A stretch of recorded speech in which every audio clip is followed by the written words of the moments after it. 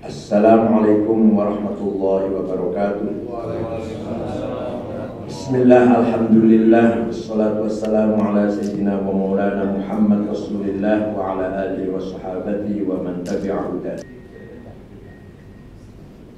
Agama Islam, sepanjang itu kita yakini sebagai agama yang benar, maka pasti banyak tantangan, pasti banyak problem ketika kita mau membawa kalimatul haq, membawa sautul haq, menyuarakan kebenaran, pasti mendapatkan tantangan. Dari sejak Rasulullah sampai sekarang, sampai yaumul kiamat. Begitu pula Indonesia sebagai negara yang strategis, negara besar, negara maritim, dengan kekayaan alam yang melimpah, pasti banyak godaan, banyak tantangan. Jadi, bicara masalah masa depan Islam yang benar, ya Islam yang benar, itu sama saja dengan kita berbicara masalah Indonesia ke depan. Kalau kita ingin menyelamatkan Indonesia, itu artinya kita ingin menyelamatkan Islam yang hak, Islam yang membawa kalimatul haq, atau dibalik sama. Kalau kita ingin menyelamatkan Islam yang benar, itu juga akan mempunyai dampak dalam arti menyelamatkan Indonesia. Kenapa? Karena sekarang ini, sampai hari ini, hanya Indonesia yang masih dilihat oleh mata dunia, masih bisa sebagai representasi Islam yang beradab, Islam yang berbudaya, Islam yang muthaqaf, mutahadir. Kita sudah jijik, malu, ngeri kalau melihat Islam Timur Tengah. Apa yang bisa diharapkan untuk kemajuan Islam dari masyarakat Islam Irak yang tiap hari bom meledak, yang permusuhan semakin melebar? Faktornya ada politik, suku, aliran madhab, dan terus berlanjut. Apalagi tidak ada namanya hiwar, dialog, tidak ada namanya masing-masing niat itu untuk islah. Semua akan diselesaikan dengan peluru, dengan bedil. Tiap hari bom meledak di Irak. Dan negara Islam yang seperti itu, apa yang bisa diharapkan? Manfaat apa? Sesuatu yang mulia untuk kemajuan Islam yang punya nilai dari masyarakat yang setiap hari meledakkan bom. Suriah, dan sebentar, Irak ini sudah sejak lengsernya, terbunuhnya Saddam Hussein tahun 2006 sampai akhir tahun 14 kemarin, 800.000 nyawa menghilang. Islam model apa itu? Islam apa itu? Apa bisa kita banggakan? Islam model seperti itu, yang menghilangkan korban 800.000 dan tidak jelas untuk apa. Katakanlah kalau perang dengan Israel kemudian kita mati 800.000, bangga kita. Kalau perang dengan musuh kan.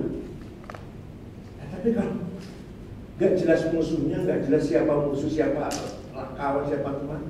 Dan Suriah sudah masuk tahun keempat, 200.000 lebih. Ulamanya besar-besar, sampai sekarang masih hidup. Syekh Wahbah Zuhaili dibandingkan dengan ulama Indonesia, se-Indonesia kalah semua ini. Satu orang ini dibandingkan dengan ulama Indonesia, Roy Surya se-Indonesia lah. Apalagi Roy Surya Banten apalagi, Hatta Gerang apalagi, kalah semua itu. Beliau mengarang tafsir Al-Munir 17 jilid, ngarang fikih Al-Fiqhul Islami wa Adillatuhu 8 jilid, usul fikih 4 jilid, dan lain-lainnya yang kecil-kecil. Syekh Wahbah Zuhaili masih ada, masih sehat orang. Ulamanya belum yang lain-lain. alim-alim. Tapi masyarakatnya, perang saudara, sudah masuk di tahun keempat, 200.000 lebih. Sama masalahnya, fanatisme suku, fanatisme aliran, fanatisme politik, sudah campur baur. Problemnya sudah. Ayo, siapa yang bisa menghentikan itu? Dan apa yang bisa kita harapkan dari umat Islam yang sudah perang saudara 4 tahun? Apa yang bisa kita banggakan? Libya, semenjak terbunuhnya Muammar Gaddafi, pecah menjadi 2. Benghazi sebelah timur, kota Benghazi sebelah timur, dan kota Tripoli sebelah barat, perang sampai sekarang. Afghanistan, kalau bicara Afghanistan lebih lagi, sudah ratusan ribu yang mati udah. Padahal Sunni semua, 90% mazhabnya Hanafi, 99%, 99% Hanafi, orang-orangnya Naqsyabandiyah, 1% Syiah. Dan kita sudah mencoba mempertemukan 10 kelompok ketika di Hotel Borobudur, ketika ada Harla itu. Kemudian PBB juga ke Kabul 2 kali, ke Istanbul, Turki juga 1 kali saya datang ke Istanbul mempertemukan mereka itu. Tapi ya itu belum berhasil, belum ada hasil positif yang tanda-tanda untuk islah di antara mereka. Bahkan ketika saya mengatakan waktu di Istanbul, ketika saya mengatakan definisi Darul Islam adalah menurut Imam Halwani itu mazhab Hanafi. Definisi Darul Islam itu buq'atun jarat fiha ahkamus syari'ah walau juz'iyyan. Dicontohkan kabina il masjid wa iqamatis sholati bil jama'ah wa sholatil jumu'ah wa raf'il adhan wal iqamah. Yang namanya Darul Islam itu di mana negara di situ boleh bangun masjid, boleh adzan, boleh sholat jamaah dan Jumat, orang berbondong-bondong ke masjid tidak diganggu, boleh. Itu namanya Darul Islam. Sudah Darul Islam. Artinya pemerintahnya tidak boleh diperangi. Pemerintahnya. Itu ada yang walkout 2 orang dalam Baghdad. Karena mereka tujuannya ingin mengkafirkan pemerintah. Siapa namanya? Karzai. Hamid Karzai. Ya kalau jadi kafir kan berarti boleh diperangi. Sebelum keluar tuh dia tuh protes dulu. Kalau begitu negara Eropa Darul Islam semua, saya bilang iya. Iya. Di Swedia, hatta di Inggris boleh bangun masjid, boleh adzan, boleh jamaah dan Jumatan, boleh mengadakan pengajian di Inggris itu. Kalau Prancis enggak, kalau Prancis atau ketat lah. Kalau boleh juga ketat. Kalau Inggris bebas, Swedia, Belgia bebas sekali. Kalau itu Darul Islam, saya bilang iya. Kemudian keluar meninggalkan pertemuan itu dua kelompok. Itu yang terjadi. Cara berpikirnya tokoh Islam Afghanistan. Begitu pula Somali, itu 100% Sunni semua. Kalau tidak Maliki, Syafi'i mazhabnya. Tarekatnya kalau tidak Syadziliyah, Samaniyah. Kalau kita Betawi itu Samaniyah. Abdullah Saman Al-Madani, muridnya Syekh Asyadzili, tapi wafat di Madinah, mendirikan tarekat sendiri namanya Samaniyah. Asal mulanya muridnya Syekh Asyadzili asal mulanya. Perang satu sama lain. Sudah ratusan ribu, bahkan negara Somali bubar. Negara itu bisa bubar. Pemerintahnya kecil sekali kekuatannya, kemampuannya. Bodolan marinirnya perampok di laut India itu, kapal Indonesia pernah dibegal oleh bodolan, protolan marinir negara Somali. Terakhir yang sekarang sudah mulai dan mengerikan, Yaman. Yaman yang tadinya terbelah menjadi 2. Yaman Utara selamanya pemerintahnya Syiah, tapi Syiah Zaidiyah, Syiah yang modern, Syiah yang dekat dengan Sunni. yang tidak menganggap Sayyidina Abu Bakar, Umar, Utsman itu berkhianat. Hanya menganggap Sayyidina Ali lebih afdol daripada Abu Bakar, Umar, Utsman. Tapi kepemimpinannya Abu Bakar, Umar, Utsman sah, walaupun Ali lebih afdol. Seperti orang sholat, Syuriah Ecek imami, Rois Amakmu sah itu sah aja. Walaupun kebetulan sholatnya yang imami atau yang imami Kiai Manan, ketua RTM kan, yang makmum Syuriah PB makmum semua misalkan sah. Walaupun yang afdol ya Rois Am yang imami. Jadi menurut Imam Syiah Zaidiyah yang afdol Sayyidina Ali. Tapi karena yang sudah menjadi imam itu khalifah itu Abu Bakar, Umar, Utsman sah. Itu Syiah Zaidiyah. Karena ketika ngomong begitu, beberapa pengikutnya keluar meninggalkan Imam Zaid dengan mengatakan, kalau pendapat kamu demikian, kata pengikutnya yang keluar ini, kalau pendapat kamu demikian, idzan rafadnak, maka kami menolak kamu. Sehingga lahirlah istilah Rafidhah. Itu dari pengikutnya Imam Zaid yang keluar dari Imam Zaid, keluar dari pendapatnya Imam Zaid, kemudian disebut Rafidhah. Dan itu aja. Saya kalau bicara Syiah paham, saya bukan Syiah.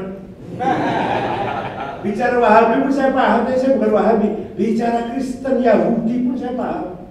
Kristen itu berapa aliran, Katolik, Ortodok, Nazarene, Anglikan, Philadelphia, Protestan, Pantekosta, Britani, Maronik, apa saya harus juga. Ini bukan apa kalau saya bicara Kristen itu saya Kristen gitu. Apa saya kalau bicara Wahabi saya Wahabi. Jadi kalau saya bicara siapa, pelajaran saya, mata kuliah saya, Madzhab al-Islamiyah. Nah, Yaman yang tadinya kalau Yaman Utara selamanya dikuasai Syiah Zaidiyah, Yaman Selatan Sunni Syafi'i, Hadramaut itu kan para habaib, ulama-ulama Sunni. Lama-lama kelamaan kejaran politiknya, Yaman Selatan Soviet, Yaman Utara Amerika, udah gampang gitu gampangnya lah. Yaman Selatan cenderung ke Soviet, sosialis. Terakhir presidennya namanya Abu Bakar Al-Attas, Yaman Selatan, Hadramaut. Yaman Utara Ali Abdullah Saleh. Kemudian tidak lama Soviet hancur, Soviet bubar, maka Yaman menjadi satu. Yang tadinya satu kiblat Amerika, satu kiblat Soviet, menjadi satu. Yaman Selatan, Yaman Utara, Yaman Selatan, yang Sunni dan Syiah jadi satu. Ternyata yang namanya mempersatukan dua kelompok, dua aliran tidak gampang. Sekarang sedang berperang lagi. Kebetulan Ali Abdul Saleh lengser, naiklah presiden yang dari Yaman Selatan, Abdul Hadi Abdul Rabbuh, Sunni. Nah, Syiah Houthiyah berontak. Hasil yang sekarang terjadi adalah peperangan yang berdarah-darah yang tidak jelas siapa yang diuntungkan, tidak jelas maksudnya apa atau apa tujuan perang itu, nggak jelas juga. Padahal sama-sama Yaman, sama-sama. Nah, Yaman yang tadinya kalau Yaman Utara selamanya dikuasai Syiah Zaidiyah, Yaman Selatan Sunni Syafi'i, Hadramaut itu kan para habaib, ulama-ulama Sunni. Lama-lama kelamaan kejaran politiknya, Yaman Selatan Soviet, Yaman Utara Amerika, udah gampang gitu gampangnya lah. Yaman Selatan cenderung ke Soviet, sosialis. Terakhir presidennya namanya Abu Bakar Al-Attas, Yaman Selatan, Hadramaut. Yaman Utara Ali Abdullah Saleh. Kemudian tidak lama Soviet hancur, Soviet bubar, maka Yaman menjadi satu. Yang tadinya satu kiblat Amerika, satu kiblat Soviet, menjadi satu. Yaman Selatan, Yaman Utara, Yaman Selatan, yang Sunni dan Syiah jadi satu. Ternyata yang namanya mempersatukan dua kelompok, dua aliran tidak gampang. Sekarang sedang berperang lagi. Kebetulan Ali Abdul Saleh lengser, naiklah presiden yang dari Yaman Selatan, Abdul Hadi Abdul Rabbuh Sunni, nah Syiah Houthiyah berontak. Walhasil yang sekarang terjadi adalah peperangan yang berdarah-darah yang tidak jelas siapa yang diuntungkan, tidak jelas maksudnya apa atau apa tujuan perang itu, tidak jelas juga. Padahal sama-sama Yaman, sama-sama miskin, sama-sama termasuk negara terbelakang. Seperti kita ada desa tertinggal lah Yaman seperti itu. Kalau kita tahu desa-desanya, masya Allah sangat terbelakang sekali padahal. Begitu pula Palestina. Walhasil kalau kita bicara tentang negara-negara Islam di Timur Tengah, tidak ada yang bisa kita banggakan kecuali ada sih ilmunya. Ilmunya harus kita akui. Ilmu agamanya, ulamanya masih hebat-hebat. Masih keharusan kita, harus bagi kita mendalami ilmu Islam ke sana. Tapi masyarakatnya sama sekali tidak bisa kita banggakan. Disinilah peran umat Islam Indonesia yang mayoritasnya Nahdlatul Ulama harus menjadi kiblat peradaban Islam. Bukan kiblat sholat, bukan kiblat sholat, bukan, jangan salah paham. Kiblat thaqafiyah, kiblat hadariyah, kiblat peradaban, budaya, akhlak, moral masyarakat, ya, bukan moral satu dua orang, moral masyarakat, moral kolektif yang terbangun peradaban Indonesia sekarang ini. Nahdlatul Ulama Indonesia. Mereka juga mulai tertarik. Orang-orang Arab mulai tertarik. Indonesia dengan sekian suku, 1000 suku lebih, yang besar aja 30 suku kita ini, 17.500 pulau, negara sangat luas ini. Agama ada yang resmi, Islam, Katolik, Kristen, Hindu, Buddha, Konghucu, Kapitayan, Kaharingan, Gotoloco, Darmo Gandung, Sato Darmo, Sambelun, Subut, Sunda Wiwitan. Kau bisa tidak konflik, bisa hidup bersama dengan dalam perbedaan. Apa yang tidak ada konflik? Ada. Tapi konflik di kita cepat dilokalisir dan cepat bisa diatasi. Di Sampang, kecamatan apa? Ibu dari Syiah, kecamatannya. Bukan. Konflik NU dan Syiah. 60 rumah milik orang Syiah dibakar oleh orang NU. Tapi hanya di situ, Cok. Tidak melebar kemana-mana. Hanya kecamatan itu saja. Tidak semua sampah, apalagi semua Madura, tidak. Itu kita konflik sangat lokal sekali dan sudah bisa diatasi. Uger, Jember, sekali lagi NU dan Syiah. Yang mati orang NU satu. Rupanya Hizb Nasional lupa nggak dibaca, atau akiknya nggak dipakai akiknya. Mati satu orang NU. Tapi bisa dilokalisir di situ saja, nggak merambat di mana-mana.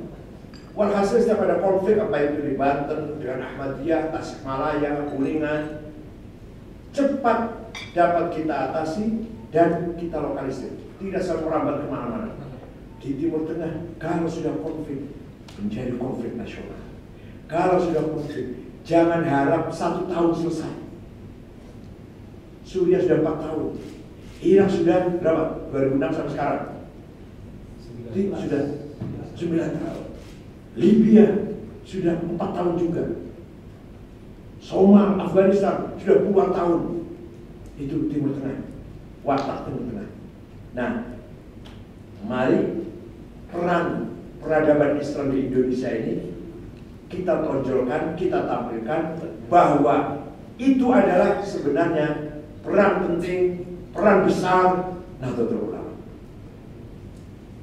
Mari kita tunjukkan Islam NU adalah Islam yang dinul hidayah wa dinul rahmah, bukan dinul tatarruf wal ikrah wa ta'dzib wal ilham, bukan agama intimidasi, bukan agama radikal, apalagi sampai teroris. Nah, ini tema besarnya nanti di muktamar, memperkokoh Islam Nusantara sebagai peradaban Indonesia dan dunia. Belakangan semua dubes-dubes, terutama dubes Eropa, dubes non-Muslim, datang ke PBNU semua. dubes Swedia, Prancis, malah dubes Inggris yang baru sedang minta waktu yang ketemu saya. Mereka tertarik. Ada kelompok mayoritas tapi tidak arogan. Jumlahnya konon jumlahnya 84 juta. Rawahu LSI ya. Rawahu LSI. LSI itu adalah syaratnya mutasil, dobit, thiqah, dan adil. Berarti hadis sahih hadisnya itu. Sahih dzati itu berarti. Kata LSI, Edwin dapat 84 juta ini. Dan ada kelompok organisasi yang jumlahnya 84 juta, tidak arogan, tidak menindas yang kecil, bahkan sebaliknya mengajak, menghimbau yang besar melindungi yang kecil. Mayoritas harus berperlindungan kepada minoritas. Itu perintah Fathul Mu'in itu, seperti Fathul Mu'in itu. Dawuhnya Fathul Mu'in, wadaf'u dharari ma'sumin musliman kana aw ghairu muslim. Kita harus berperlindungan kepada masyarakat yang baik-baik, bukan pelaku kriminal, bukan pelaku kejahatan, muslim atau non-muslim. Fathul Mu'in wajib kita memberi perlindungan kepada semua manusia yang baik-baik. Gak lihat agamanya, asal orang itu baik, bukan pelaku kejahatan, harus kita lindungi. Gak lihat agamanya apa, musliman kana aw ghairu muslim. Saya heran yang orang Arab kan juga ngaji seperti ini apa ya? Oleh karena itu, memperkokoh Islam Nusantara adalah memperkokoh Islam dinul rahmah, dinul hidayah, dinul insaniyah, agama kemanusiaan, bukan agama teror, bukan agama radikal, bukan agama ekstrim, tapi agama yang memberi rahmat dan petunjuk kepada seluruh umat manusia, memberi pencerahan kepada seluruh umat manusia, dinul hidayah. Islam Nusantara, Islam Nusantara pada hakikatnya adalah Islam yang tidak memberangus budaya, Islam yang tetap melestarikan budaya lokal yang ada, kecuali kalau memang bertentangan dengan tauhid bisa pelan-pelan bisa disingkirkan. Pada dasarnya Islam yang tidak anti budaya, justru Islam diperkuat oleh budaya. Budaya diberi roh dengan Islam. Contoh, di Jawa dulu ada orang sesajen, ngerti yang saya ngerti ya? Ya. Nasi sekepel taruh di pojok rumah. Kiai tanya, apa ini? Sesajen. Untuk apa? Mengusir roh jahat. Nasi sekepel itu dikasih cabai merah, ada bawang merahnya. Kata Kiai, kalau mau mengusir roh jahat supaya cepat larinya roh jahatnya itu, potong kambing satu. Kamu kan ya kaya lah, punya lah, mampu lah. Terus dibikin gulai, nurut dia. Potong kambing satu, bikin gulai jadi 50 mangkok. Setelah jadi 50 mangkok, tanya pada Kiainya, ini 50 taruh di pojok mana saja Kiai? Ditaruh pojok mana saja? Kiainya jawab, bukan ditaruh di pojok, tapi panggil tetangga, panggil fuqara wal masakin, anak-anak yatim, baca doa supaya kamu selamat, anak kamu selamat, istri kamu selamat, harta kamu selamat. Dengan doa itu, namanya bukan sesajen, selamatan. Itu cara dakwah para wali dulu seperti itu. Jadi sesajen menjadi selamatan itu pelan-pelan cara memindahkannya, bukan musyrik haram ditendang pakai kaki sesajennya, wah itu tambalan. Walaupun tafadhul ghalidul qalbi al-fadlu min hawli. Kalau kamu kesana kemari musyrik-musyrikin orang, bawa pentung lagi, lari semua dari Islam ini. Orang Hindu walaupun sudah masuk Islam masih sakit hatinya, tidak tega kalau melihat sapi dipotong. Kalau melihat sapi disembelih masih sakit rasanya. Walaupun sudah masuk Islam. Sunan Kudus Syekh Ja'far Shadiq Ibn Uthman Al-Hamadani, nama aslinya itu, nama lengkapnya, memerintahkan masyarakat Kudus, melarang masyarakat Kudus jangan potong sapi kalau korban, kerbau atau kambing. Padahal di Qur'annya itu korban itu onta, sapi, kambing.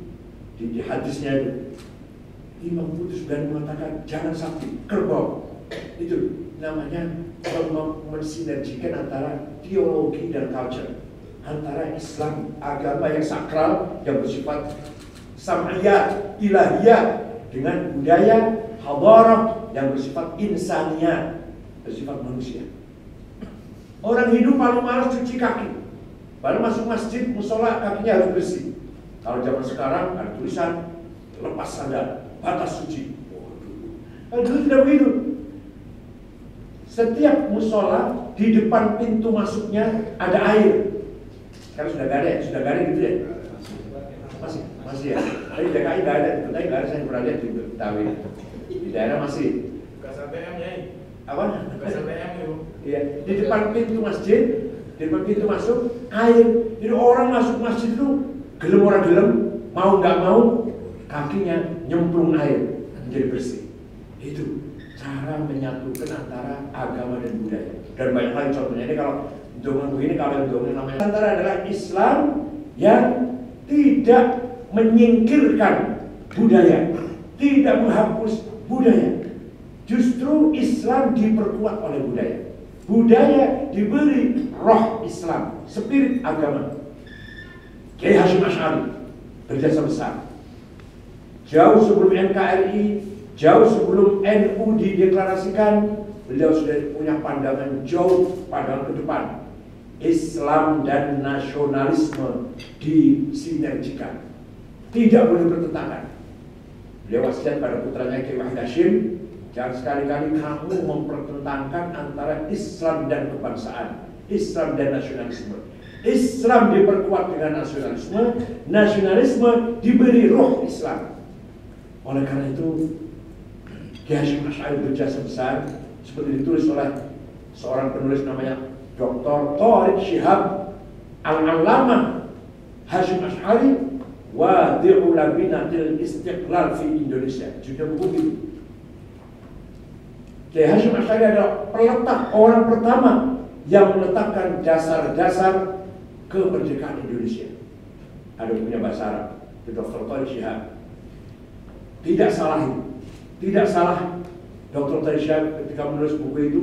Memang kita rasakan Kiai Hasyim Asy'ari sangat berjasa, terutama sekali di kalangan umat Islam yang ketika itu masih semangat negara Islam. Kiai Hasyim Asy'ari tahun belasan, tahun 14 tahun itulah sudah mempunyai pandangan jauh. Indonesia bukan negara Islam, bukan negara agama, tapi negara nasionalisme yang mempunyai roh agama.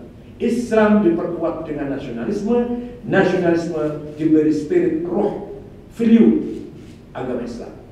Buktinya sekarang itu tadi saya katakan, mengapa di Timur Tengah, Afghanistan, Somalia 100% umat Islam agak penduduknya Muslim, tapi perang saudara terus, membiarkan negaranya berantakan, membiarkan tanah airnya tercabik-cabik karena tidak mempunyai komitmen ingin menyelamatkan keutuhan negara.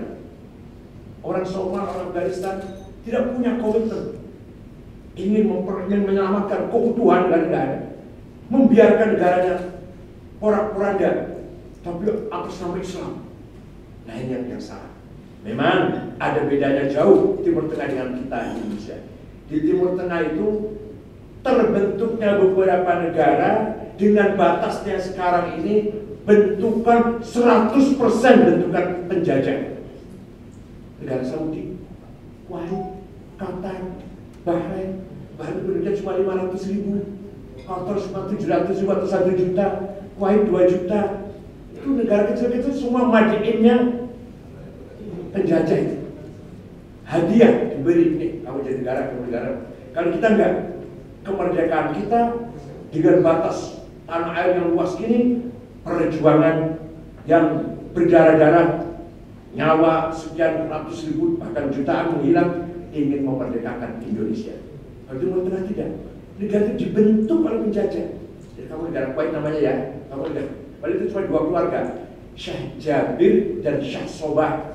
2 keluarga diberi hadiah jadi negara. Kalau kita paling 2 keluarga, keluarga Jakarta Selatan dan Jakarta Barat.